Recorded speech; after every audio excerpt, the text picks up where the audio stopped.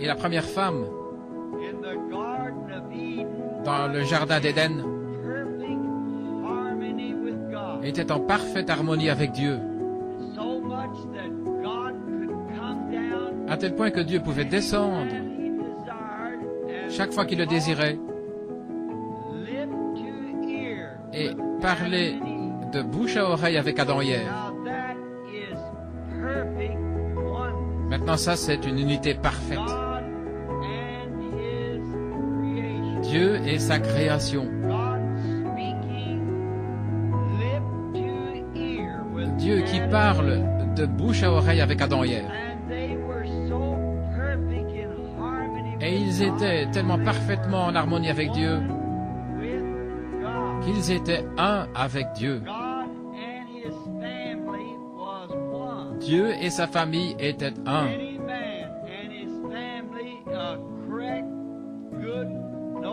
Un homme et sa famille, une famille correcte, bonne, noble, obéissante, eh bien, ils sont un les uns avec les autres. N'importe quelle famille. Et s'il y a quelque chose dans la famille qui les éloigne les uns des autres, eh bien, ce n'est pas bien. La famille est désunie quelque part. Ils devraient tous être un. Le père avec la mère avec le père, les enfants avec les parents avec les enfants, tous dans un accord.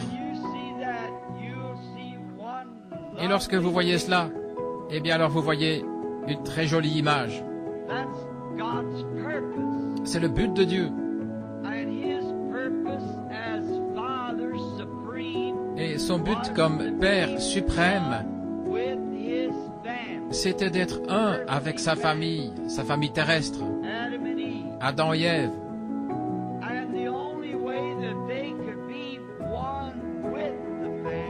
Et le seul moyen par lequel ils pouvaient être un avec la famille ou avec Dieu, c'était parce que la nature de Dieu était en eux.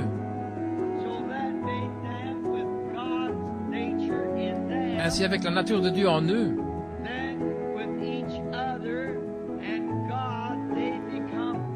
et l'un avec l'autre et avec Dieu, ils devenaient tous un. N'est-ce pas un beau tableau?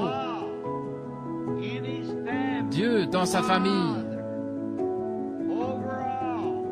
Père au-dessus de tout, suprême. Pas de mort, pas de tristesse, pas de chagrin, rien de rien. Simplement une joie inexprimable. Ne jamais être malade, jamais de chagrin. Simplement un avec Dieu. Quel tableau!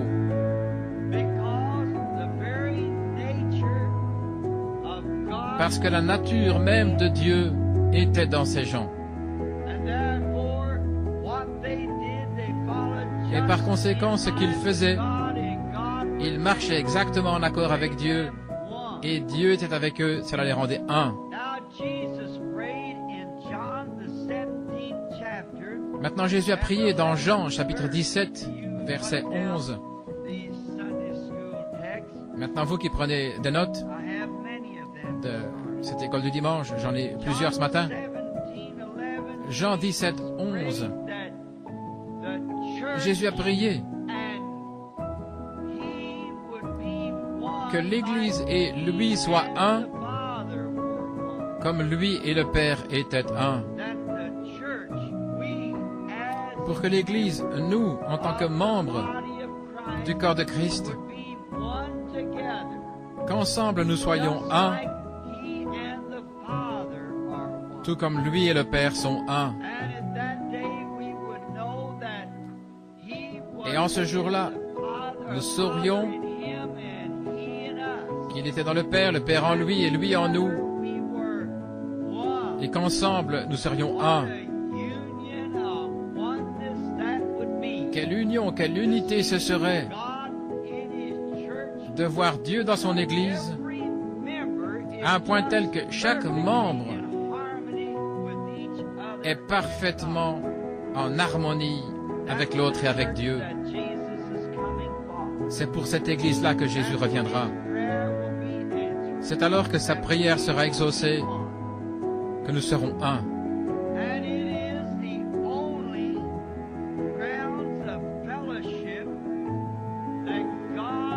Or, c'est la seule base de communion fraternelle que Dieu ait jamais posée pour lui-même et son Église. C'est l'unité de lui-même dans les gens. C'est la seule base de communion. Et la seule manière d'avoir cette base, c'est par une union. D'être uni avec lui pour toujours. Exactement, lorsque vous vous unissez à votre mari, pour la femme s'unir à son mari, c'est un vœu jusqu'à la mort.